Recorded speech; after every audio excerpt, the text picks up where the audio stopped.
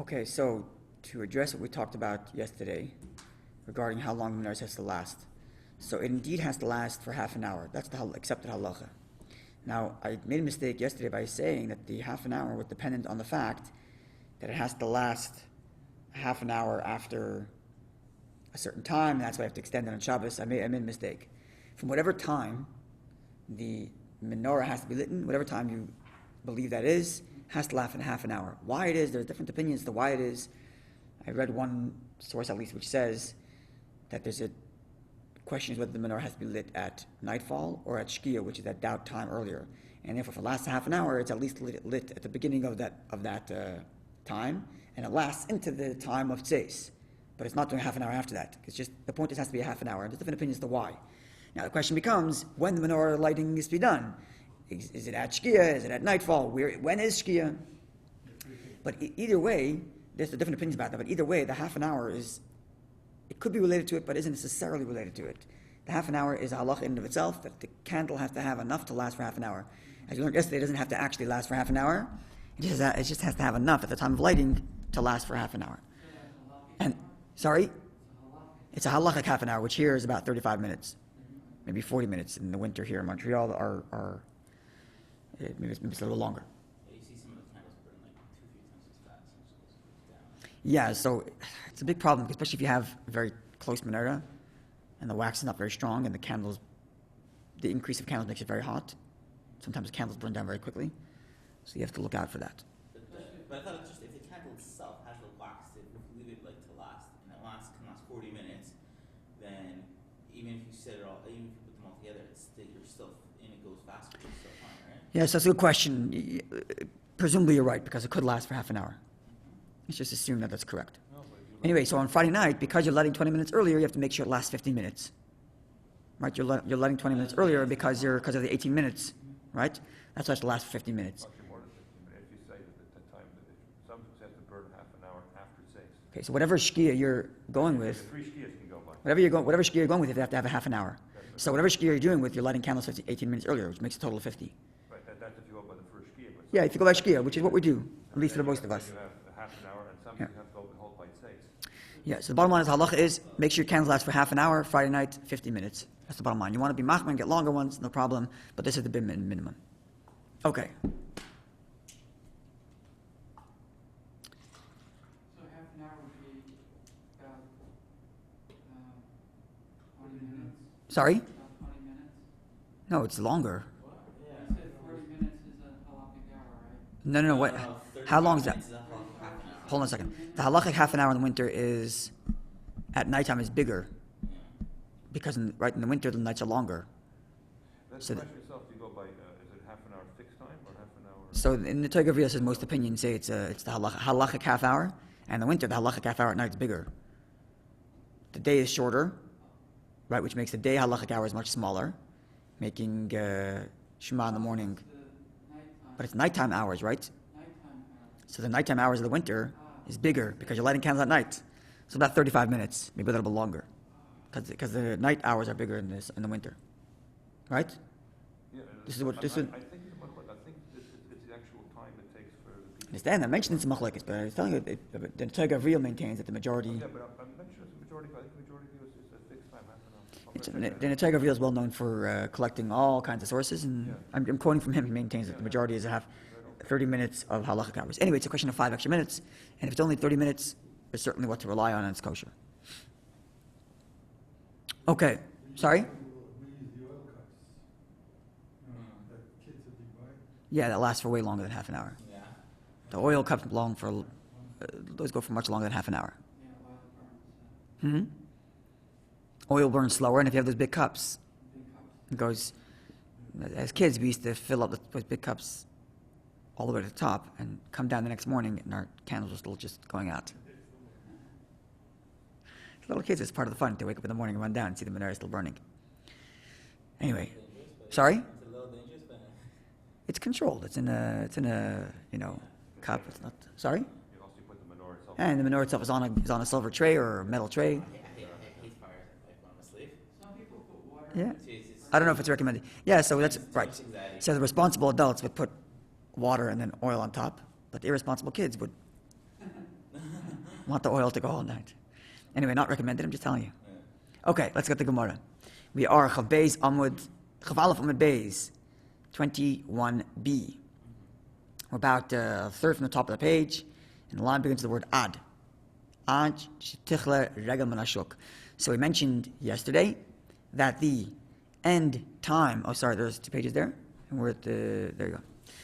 The end time for when the latest you can light the menorah is from when the marketplace is empty. That is to say, the streets are empty. So, says the Gemara, Va'ad Kama. How long is the marketplace open for? How do we know? Who are the last merchants in the market? To know how far you can go, right? That was the definition of the end time. It starts at nighttime, nightfall, and then you can light your menorah all the way till the market is still active. So, Va'ad Kama, how far does that go in terms of the market being active? The whole market open? So, it says the Gemara, Amar Bar Barchana Rabba, son of Barchana, says, Amar Bechanan, Ad Dekalya, Ragel Tamadoi, until the feet of the Talmudites are no longer there. And this explains Rashi. The Talmudites were certain people who would sell firewood, essentially, and they were always the last to go. They were always the last to be in the market because that was the last thing people needed. They got home and they needed twigs to light flames to keep themselves warm at night or to just have light in the house. So they were the last guys in the market. So when these guys were done, then the marketplace is over, and that's no more. You can't light the menorah anymore. And I mentioned earlier, I think it's off camera, but the halacha remains that it goes quite late at night that you can light the menorah. But nonetheless, so long as a family member is up in the household, then you can light the menorah even very late. Although, in first instance, one shouldn't do that. Obviously, one should light the menorah on time.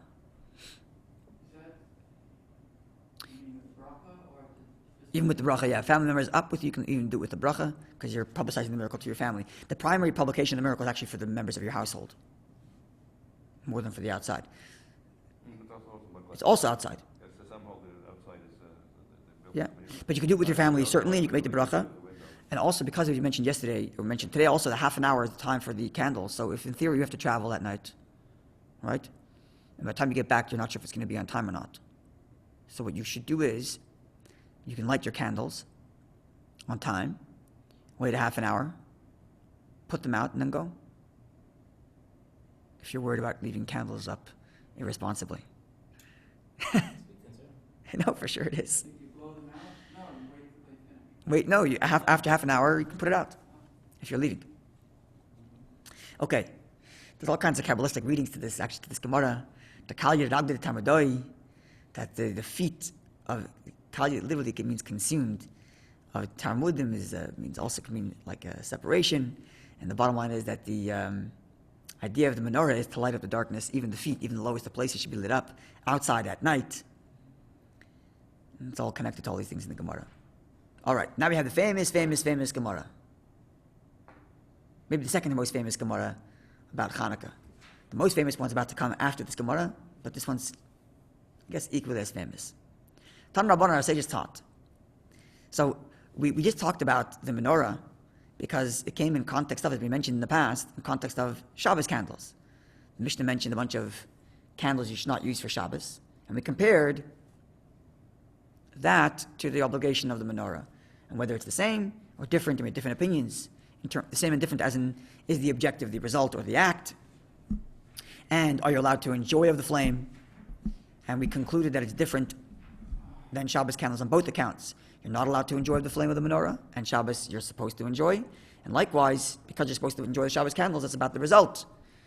Whereas the menorah, it's about the act of lighting. So as long as the moment of active lighting was proper, even if the result is not a good flame, not relevant. The point is your act. Still the enjoyment of looking at it and seeing the glow, Okay. especially when it's full of Okay, you have to be careful with that, because your enjoyment is in what sense? You're enjoying the candles because you enjoy doing a mitzvah, it's one thing. yeah. But enjoying the candles as in, okay, now I want to read by it, or play a game by it, then no. Like I know some people who turn the lights off in their house because they want, don't do that. Keep your lights on. You're enjoying the candles because the glow and the mitzvah. The mitzvah, it's one thing. You're enjoying the fact that you connected to Hashem is a beautiful thing. But enjoying in the physical sense, that's something about enjoying in the physical sense. As in like reading from it or eating by it, or something like that. You just say not to do the same things in the same room. If you have lights on in the room, you're not really doing anything. I know, but Yeah. I remember when I was like, Actually, in the immediate area, surrounding area, Yeah. brighter in this area. There actually is a custom to sit by the menorah for half an hour. Really? To spend time with the menorah for as long as the mitzvah is going.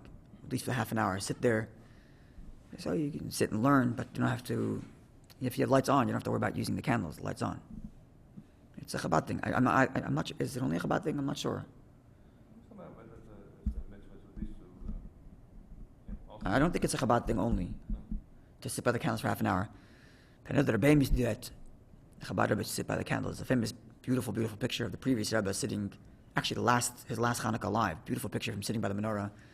And you can see he's intently looking at it. It's a very, especially since he was the one who said that one has to listen to the message of the candles. You see a picture of him looking at the menorah. It's a very intense picture.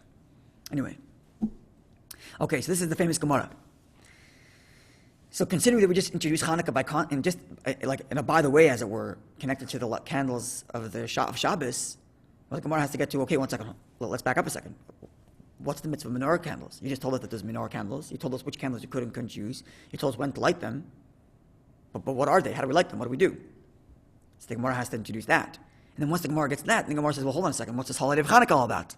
And these are the two famous Gemaras. What's the menorah and what's Chanukah? So starting with the menorah. Tan Rabbanan sages taught. Mitzvah Ner Chanukah, mitzvah of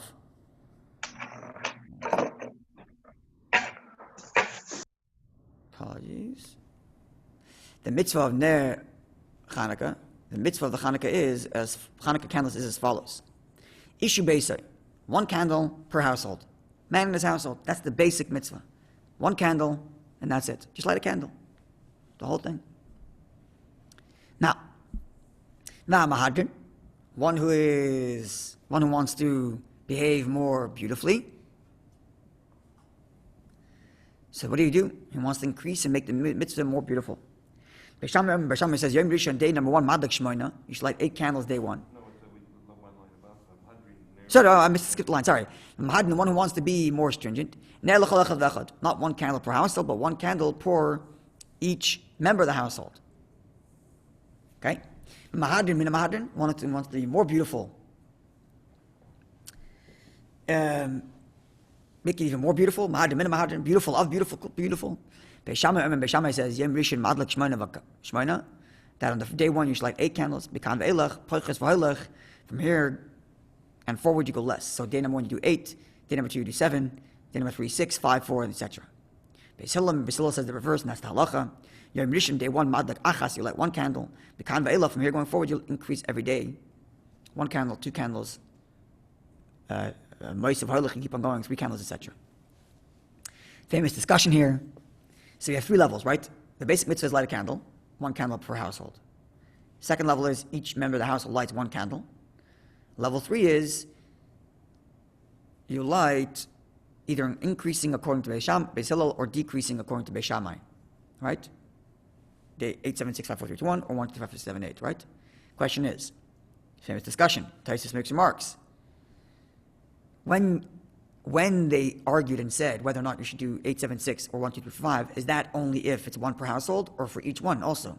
Meaning, is level 3 only after level 2 is acquired, or is level 3 addition? In other words, there's 1 level, like every light the menorah, and then 2 different ways of increasing. 1 level increase or level 2 increase. And level 2 increase is better than level 1 increase, but they're mutually exclusive. As if to say, the only way you can do 8, 7, 6, 5, 4 or 1, 2, 3, 5, 6, 7, 8 is if you're doing 1 per household. And that is Taisus' view. Why? Because Taisus is arguing, it's the whole reason why you're going 8, 7, 6, 5, 4, 3, 2, 1, or 1, 2, 5, 6, 7, 8, is to inform the people looking what day of Chanukah it is. And if everybody's lighting in numbers, then a person looks outside and sees 50 candles there, because there are X amount of members in the household. So he has no clue as to what night of the menorah, what night of Chanukah it is. So if you're going to go in increase or decrease measure, then that's only if it's 1 per household. Which means to say level 2 is unrelated to level 1. It's just a better version of being... So why is it called Mahadrin Min Mahadrin? Why is it called beautiful of beautiful? Because it's a better version of beautification. In other words, in Taisus' view, there's 2 versions of beautification. 1 minor beautification, 1 candle per household, and 1 better beautification, 1 menorah per household, and increasing or decreasing measure. But the more accepted view is that the 2 are related. as in they are 1, 2, and 3 progressively. Level 1, 1 candle per household. Level 2, each person lights 1 candle. Level 3 is each person writes 1, 2, 3, 4, 5, 6, 7, 8. Or Beis Shammai's view, each person would light 8, 7, 6, 5, 4, 3, 2, 1. And as to the question of the person looking, how does he know what day of menorah it is? Well, you organize the candles properly. If you have a menorah with 8 branches, and you have 6 menorahs with 8 branches, and you see each menorah has 1 candle, you know it's day 1. Right? Because of the way in which they're presented demonstrates to the viewer what night of menorah it is, even though there's multiple candles. Taisus is worried that no one has a menorah, and you're just lighting a candle as is on a table. So a guy walks by the window and sees 20 candles. He's not sure. Is there 20 members of the household here? Is there 5 members of the household and it's day number 5? Like, he's not sure what it is. Right? But given that we have organized menorahs, no matter how many menorahs you had, it would be very clear to the viewer what day of the menorah it is. And therefore you can have both beautifications. Both each member of the household having a menorah, plus doing increase, as the halacha is, increased measure, or like Beis Shammai's view, decreasing numbers. Yeah, what do you want to ask? Yeah, how do you position the menorah in the window? Is it facing the way, when we look at it, we're right to left, but in them it's left to right? Good question. So, How does that work if you're displaying something? I'm going to double check. For you. Meaning when you display something, are you doing it for the reader or the viewer? In other words, the person in the house or the viewer or the person outside? And it seems in this case, if it's about not confusing them, you would want to position it in a way that's more beneficial to them. To the viewer outside. Okay, so Rabbi Gimple can help us out because the halacha for Chabad, the custom in Chabad is we don't do by the window anyway. Chabad we do by the door, so we don't have that whole issue. That's the Chabad custom, do by the door. If I'm not mistaken, those who do it by the window do it in accordance with the people in the house, because the primary publication of miracles for the households, right? But right to left for the person in the house is left to right for the guy outside. So for the Chabad customs do by the door, so we don't have that issue. But I'm quite certain, is that correct? That the halacha is that if you're viewing by the window, you do it in accordance to the people inside, because as I mentioned, the main, at least in the majority of, is for the people in the home, and you're writing right to left, and that's it. So it's the vision of the people inside. Why does God have a custom for by the door? Is it So we're going to get to that in a moment. We'll get to the next passage of the Gemara. We'll get to it today, and we'll discuss it when we get there. But yes, it's a good question. Last year we had all 5 kids and us light the candles in our house. Kill forest fire. Yeah, don't start any fires. Okay. There's a beautiful thing that Rabbi always points out here, that this is the one mitzvah where all Jews, just almost as a matter of normalcy, do it in Mahadrim and Mahadrim, best possible version. When it comes to tefillin, every single person has Mahadrim and Mahadrim tefillin. Every person has the most beautiful version of tefillin? Not necessarily. Every person has the most beautiful mezuzah? Not necessarily. Same thing with esrog, certainly. Lulav and esrog, not everybody has the most beautiful. And even matzah, not everybody has the highest quality matzah. The Jews, actually, that's becoming more common, thank God. But when it comes to Chanukah menorah, there's 3 levels. And yet, almost as a matter of fact, all Jews universally do the highest order. In fact, someone who's, when it comes to when you think of other mitzvahs, a Jew who's not yet educated on the mitzvah will just by default know the simplest version and do the simplest version. I got to buy a pair of tefillin. Okay, so I'm buying a kosher tefillin because the rabbi behind the desk said it's a kosher tefillin. But an uneducated, a Jew who's not educated yet, and you ask him, what's the mitzvah of Chanukah? He'll tell you, what do you mean? Day 1, you light 1. Day 2, you light 2. Just as a matter of fact, I'll tell you that. How many more do you have in your house? Oh, everybody has one. The kids have one. We all have one. It's become ubiquitous that all Jews are at the highest level. It's a very beautiful thing. Just from a halachic perspective, that just become universal to do it in the best possible way. Everyone makes that point quite a bit. Yeah, of course, that's the Jews who do like. Mm-hmm. Unfortunately, the Jews who don't like. Yeah, that's our job. But I mean, even I was going to say, it's very, very, very popular campaign in the Reform and Reconstructionist. To light the menorah. Yeah, very, very popular. There's a great article in the Atlantic written in 2016 or 17. A great article. It's ironically great because the woman who's writing the article is actually talking about why she doesn't like Hanukkah, because she feels she's Jewish, and she feels it's become commercialized and consumerism, and she feels it's unauthentic to the Greeks, to the Maccabees who are anti the materialism of the Greeks, and more importantly, at one point she says that I think I actually would have sided with the Greeks. Right, the Greeks were fighting for secularism, and the Maccabees were fighting for religious freedom and for religious public display, religious involvement. So, and she says, well, I would probably side with the Greeks. So I don't like this whole holiday. But then she concludes and says, and this is the best thing, she concludes and says, but I'm Jewish and this is our history, so I'm doing it. And this is exactly what the Maccabees were fighting for. For the fact that a Jew, as much as the Jew thinks that Jew wants to become a Greek, she's still lighting the menorah because she's Jewish and she has no choice. But anyway, I wanted to make the point that in that article, she demonstrates how she goes through the whole history of the Chabad public menorahs. There's a famous court case, went to the Supreme Court about whether public menorah is allowed to be displayed in public land, and the Rabbi put a lot of effort and money into making sure that the case won, and we did. Nat Lewin, till today, any Chabad rabbi in the U.S. who has an issue with menorah lighting in public land, Chabad Central Headquarters commissions Nat Lewin to fight the case, and he's still fighting cases all over the U.S. There's a famous landmark. Yeah, you can Google Nat Lewin and menorah. Sorry? The U.S. Supreme Court? Yeah. No, it was passed. But Yeah. People are still fighting. There's still always groups that counter sue and this kind of thing. So it started in Pittsburgh, and unfortunately, it was not non-Jewish defendants. It was another Jewish group who didn't want menorah up. For whatever their calculation was. There's famous letters from the Rabbi to that group about this. Gets into what they think the root cause of anti-Semitism is. Keep your menorah at home. Don't make anybody hate us. And then we argued on the contrary, that when non-Jews see we're proud of our Judaism, there's less anti-Semitism, not more anti-Semitism. Especially in America, where that's the culture. The culture in America is, in the West in general, is to say what you believe and say it confidently. Not in this letter, but I heard it quoted elsewhere from the Rabbi, that the European aristocracy, you have to argue your point if you want to gain some respect. In America, you don't have to rationalize your position to gain respect. You just have to say it with confidence. You say it with confidence, and people say, oh, this is your confidence, this is your belief, live and let live, this is your belief, we'll accept it, right? That's the American culture, and if they're said on the contrary. Anyway, so she makes the point, I'm paraphrasing, that she makes the point that because of the public displays of menorah, what happened is, let's say imagine you're a kid in a public school, and you're the only Jewish kid in your class, and everybody's celebrating another holiday of the season, and you're the one kid who's not celebrating, you're going to want to pressure your parents into celebrating like everybody else is celebrating. But because of the public displays of menorah on television and with government officials and public land, so it's like the kid has the confidence to go to his friends and say, oh, you're celebrating that, I celebrate Chanukah. And everybody else knows what he's talking about.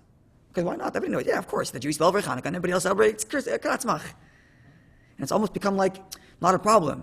So the whole public menorahs gave confidence to secular Americans that have, give confidence to secular Americans who have who otherwise are afraid of over displaying their Judaism, that they can confidently celebrate Chanukah, no problem. Light the menorah in my windows, and I'll put up menorah decorations, because why not? We're Jews. You're this. You do Kratzmach. I do menorah.